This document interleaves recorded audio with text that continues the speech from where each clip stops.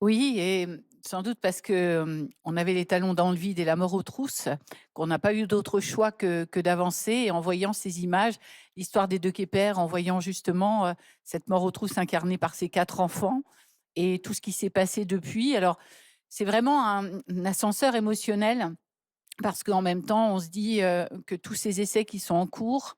que ces premiers résultats encourageants qu'on a pu voir, notamment au travers de l'histoire de Sacha, on se dit, bon, on espère que là, cette fois, pour cette maladie qui est tellement compliquée,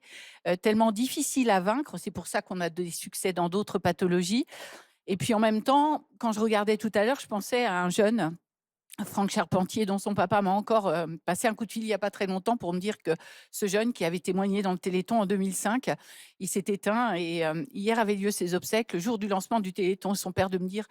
«Tu vois, le jour du lancement du Téléthon, lui qui voulait toujours tellement participer». Donc c'est ça, c'est de l'espoir, énormément d'espoir,